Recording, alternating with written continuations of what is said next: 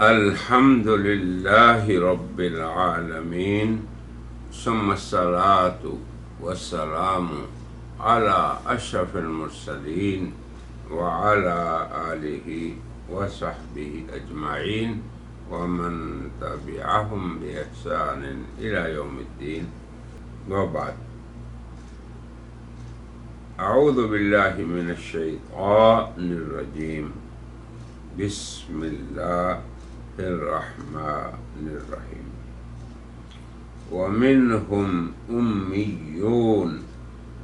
ومنهم أميون لا يعلمون الكتاب إلا أماني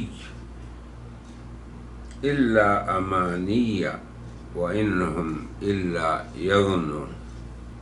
فويل للذين يكتبون الكتاب بأيديهم ثم يقولون هذا من عند الله ليشتروا به ثمنا قليلا فويل لهم مما كتبت أيديهم وويل لهم مما يكسبون. صدق اللہ العظیم۔ تو سب سے پہلے یہ دو آیتیں ہیں سورہ بقرہ کی، ایک نمبر 78 اور ایک 89۔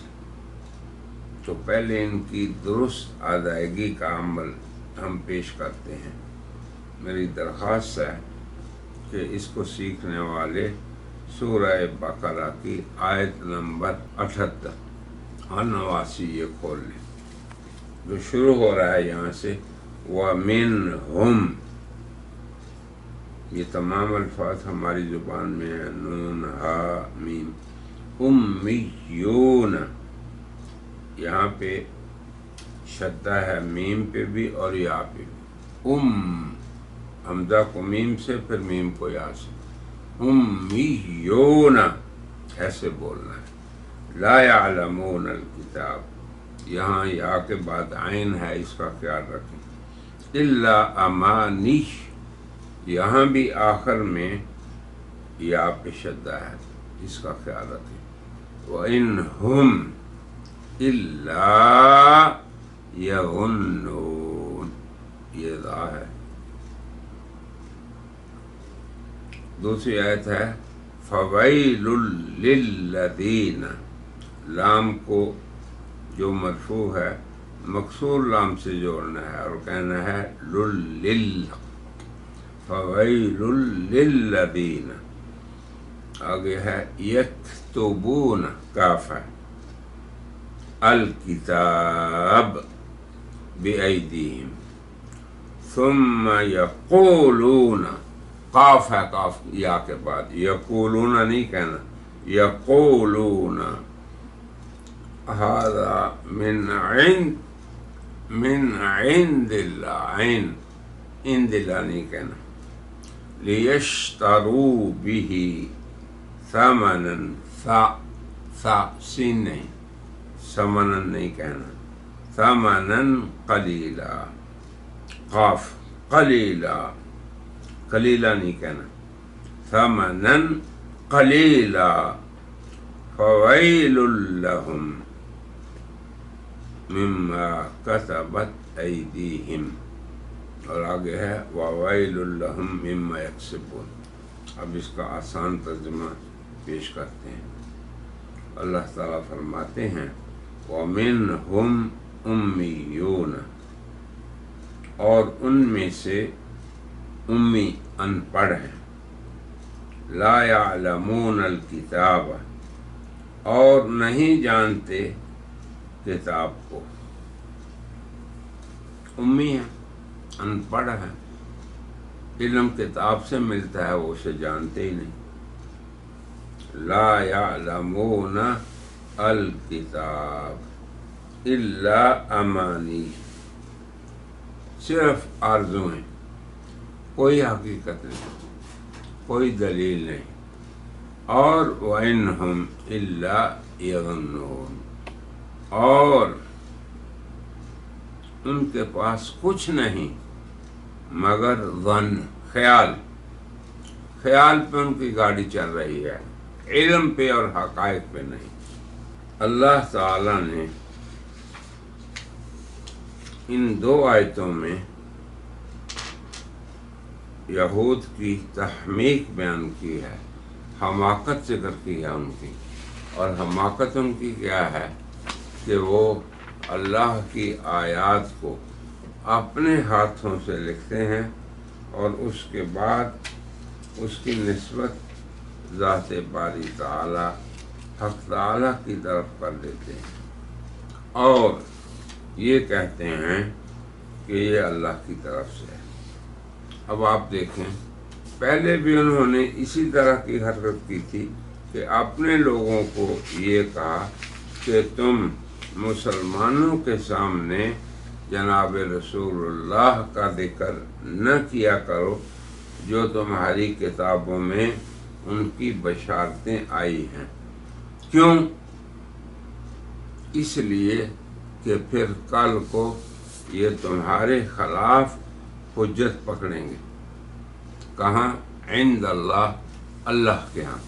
تو اس میں آپ سمجھیں یہ کتنی بڑی حماقت ہے ان کی، اور سفاہت اور بیوقوفی ہے ان کی، کہ ان کو یہ پتہ نہیں کہ جس اللہ کے سامنے اپنی فضاحت سے یہ آج ڈر رہے ہیں، وہ اللہ تعالیٰ ان کی ان تمام خباثتوں کو جانتا ہے۔ یہ ہے اصل نقطہ جسے اللہ بیان کر رہے ہیں۔ کبھی انسان اپنی چالاکی اور اپنی ذہانت سے کیا کرتا ہے؟ اللہ کی بات کو چھپا دیتا ہے۔ جیسے علماء سوء آج بھی یہ کرتے ہیں کہ حق اور حقیقت کو محض اس لیے عوام سے چھپا دیتے ہیں کہ ان کا دنیاوی نقصان اس میں ہے۔ اب آپ خود دیکھ لیں کہ اللہ تعالیٰ نے یہ آیات ہمارے لیے کیوں بیان کی؟ اس لیے کہ ہم لوگ اپنے اندر ان صفات کو کرود کر اور کرید کر نکالیں۔ اگر کوئی ایسی بری خصلت ہمارے معاشرے میں ہو یا معاشرے کے کسی طبقے میں ہو، وہ طبقہ اہل علم کا ہو یا عوام کا۔ اللہ اکبر۔ اللہ تعالیٰ کی ذات گرامی نے اس قرآن کے بارے میں یہ سچ فرمایا کہ اس میں عبرت ہے عقل مندوں کے لیے۔ تو یہ اہل حماقت ہیں جو محض دنیا کی خاطر حقائق کو چھپا دیتے ہیں۔ لوگ شرک و بدعت و خرافات میں مبتلا ہوتے ہیں، وہ ان کو تنبیہ نہیں کرتے۔ لوگ اپنے آباء و اجداد کی رسوم و رواج کو رائج کرتے ہیں۔ اب یہ کس کا کام ہے؟ لوگوں کو اس پہ تنبیہ کرنا۔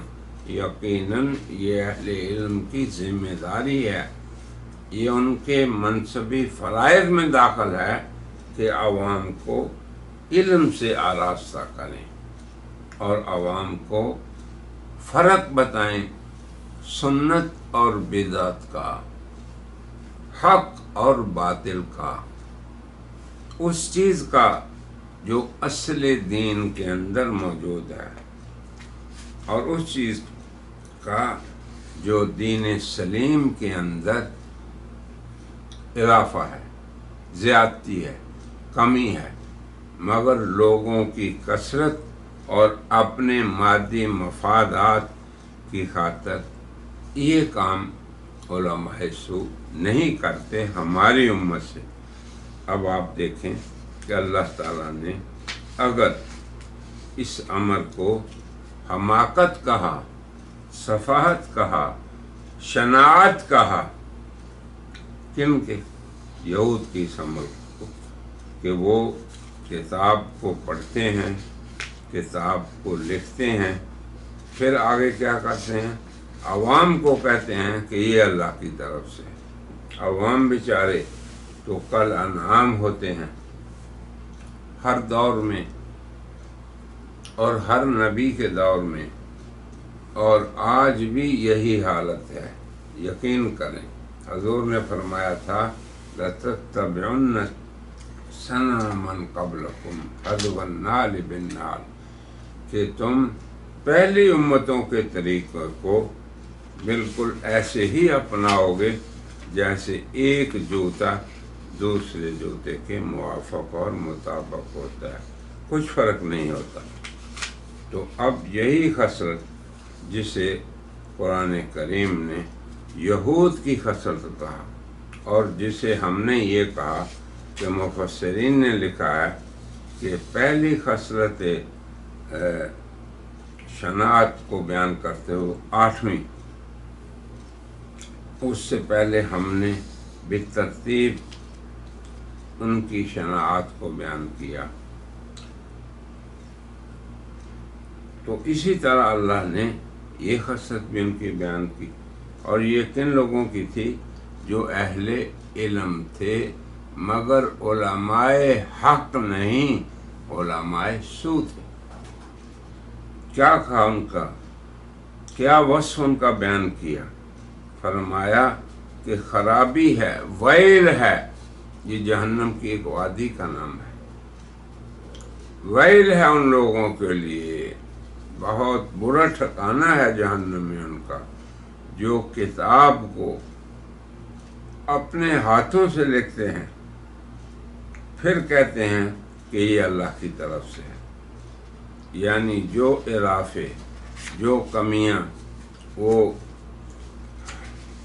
اسلام یا اپنے دین کے مصدر میں کرتے ہیں، اس کی نسبت بڑی جسارت کے ساتھ اللہ کی طرف کر دیتے ہیں۔ یہ دیکھیں، تو اگر ہم اپنے معاشرے کا کچھ محاسبہ کریں تو یہ چیز تو ہمیں اپنے لوگوں میں بھی نظر آتی ہے۔ اسی لیے اللہ نے فرمایا کہ ھذا کتاب انزلناہ الیک لتخرج الناس من الظلمات الی النور، کہ کتاب اللہ نے ہم آپ کی طرف اتاری تاکہ اس کے ذریعے سے آپ لوگوں کو ظلمتوں سے، یہ ظلمتیں ہیں، دنیا کی محبت، مال کی خاطر حق کو بیان نہ کرنا، عوام کی کثرت کی خاطر حق کو بیان کرنے سے دور رہنا، عوام سے خائف رہنا۔ یاد رکھیں، نبی اللہ کا کبھی اپنی دعوت میں کسی سے مرعوب نہیں ہوتا، کسی سے خائف نہیں ہوتا۔ اسی لیے انبیاء کے وارث یعنی اہل علم حضرات کو بھی خوب اپنا محاسبہ کرنا چاہیے کہ ہم کہیں اس سنت رسول میں غفلت تو نہیں کر رہے، کہیں ہم نے اپنی دنیا کی خاطر آخرت کو تو نہیں بیچ دیا۔ اولئک الذین اشتروا الضلالہ بالہدیٰ، کہ کہیں ہم نے گمراہی کے بدلے میں ہدایت کا ساتھ تو نہیں چھوڑ دی۔ تو یہ ہے ان دونوں آیتوں کے اندر ہمارے لیے درس عبرت۔ تو اللہ فرماتے ہیں کہ بہت ہلاکت ہے، بڑی ہلاکت ہے ان لوگوں کے لیے جو کتاب اپنے ہاتھ سے لکھتے ہیں اور پھر کیا کہتے ہیں کہ یہ اللہ کے پاس سے ہے، اور ان کی غرض کیا ہے؟ حق کو چھپانے سے اور کتاب کے الفاظ میں یا اس کی تفسیر و تعویل میں جو یہ گڑبڑ کرتے ہیں، ان کی غرض اللہ نے فرمایا لیشتروا بہ ثمنا قلیلا، تھوڑا سا مول لینا، قیمت لے لینا، یعنی دنیا کی خاطر وہ لوگ حق کا ساتھ نہیں دیتے۔ پھر اللہ نے تاکید سے فرمایا فویل لہم، سو خرابی ہے ان کے لیے، کس چیز میں؟ ما کتبت ایدیہم، جو ان کے ہاتھوں نے لکھا، یعنی جو باطل تعویل یا باطل تحریف اللہ کی کتاب میں انہوں نے کی۔ اب اللہ کا فضل ہے خاتم الامم پر، خیر الامم پر، کہ اسی کتاب کو اللہ نے اپنے ذمہ لیا اس کی حفاظت۔ اب کوئی شخص قیامت تک اس کے لفظ کو نہیں بدل سکتا۔ اگر دنیا کے تمام کاتب پریس ختم بھی ہو جائیں تو کروڑوں سینوں کے اندر اللہ نے ہر دور میں اپنی اس کتاب کو محفوظ کر دیا۔ یہ اللہ کا فضل ہے ہم پہ۔ مگر اس کی تعویل میں بہت سے لوگ کیا اختیار کرتے ہیں؟ سبیل المومنین سے انحراف کر جاتے ہیں۔ وہ راستہ جو صحابہ، تابعین، اتباع تابعین، محدثین، ائمہ فقہا اور ہر دور میں اہل تفسیر نے اختیار کیا، اس سے ہٹ جاتے ہیں۔ تو کتاب کے متن میں کوئی شخص خرابی نہیں کر سکتا، مگر اس کی تعویل جو ہے وہ تحریف کی شکل میں بعض لوگ پیش کرتے ہیں لوگوں کے سامنے۔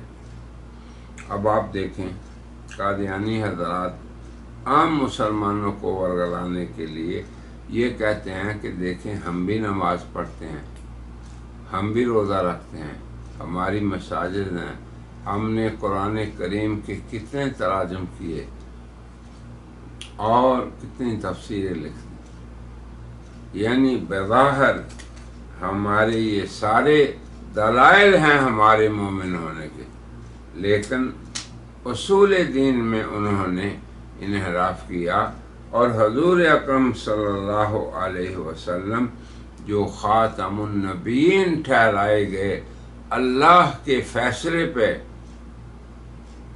کہ نبوت کے سلسلے کی آخری کڑی آپ ہیں، اب انہوں نے آیت خاتم النبیین میں باطل تعریف کی۔ عیسیٰ علیہ السلام کا رفع ہوا آسمان کی طرف، اس کی بھی باطل تعریف کی۔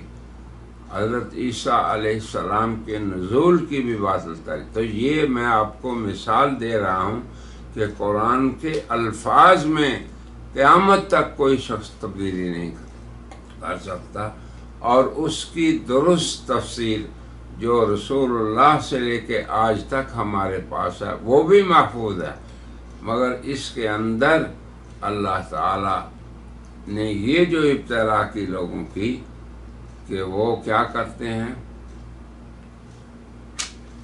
قرآن کے الفاظ پہ ایمان رکھتے ہیں مگر اس کی مراد سے وہ لوگ منکر ہیں۔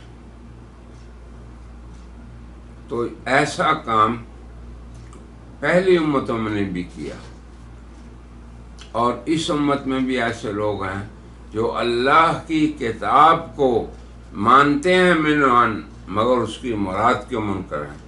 تو یہ درس ہے ہمارے لیے کہ یہ بدقسمتی یا یہ تحریف کا عمل یا یہ شناعت جو پہلی امتوں میں سے تھی، اور یہ ان کی اپنی حماقت تھی، وَلَوْ أَنَّهُمْ أَقَامُوا التَّوْرَاةَ، جنہوں نے تحریف کی ان کے بارے میں بھی اللہ نے ہمیں خبردار کیا کہ اگر وہ تورات کو قائم کرتے تو جس دنیا کی خاطر انہوں نے کیا اس سے کہیں گنا زیادہ دنیا اللہ نے دیتے۔ لَأَكَلُوا مِن فَوْقِهِمْ وَمِن تَحْتِ أَرْجُلِهِمْ، اوپر سے نیچے سے اللہ کی برکتیں ان پہ نازل ہوتی، اور یہی اللہ تعالی ہمیں سمجھا رہے ہیں کہ تم لوگ جو تھوڑے سے اہل علم ہیں، تھوڑا علم ان کے پاس ہے، اللہ کی ان آیات کو تھوڑی قیمت پہ فروخت نہ کرو۔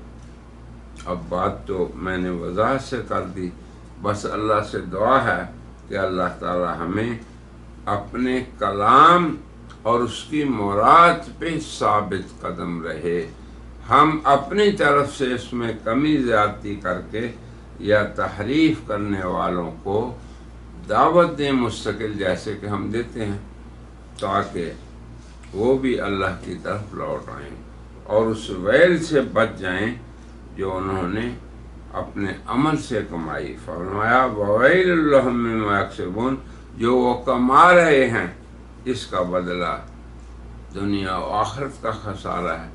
دنیا میں بھی اہل حق نے انہیں پہچان لیا، اور آخرت میں وہ اللہ جس نے فرمایا اولا یعلمون ان اللہ یعلم، کیا انہیں علم نہیں کہ اللہ تعالی وہ جانتا ہے جو وہ چھپاتے ہیں، جو ظاہر کرتے ہیں۔ اللہ تعالی ہمیں حق کو خوب خوب کھول کر بیان کرنے اور اس پہ قائم رہنے اور اس پہ پورا یقین رکھنے کی توفیق عطا فرمائے۔ وآخر دعوانا ان الحمد للہ رب العالمین۔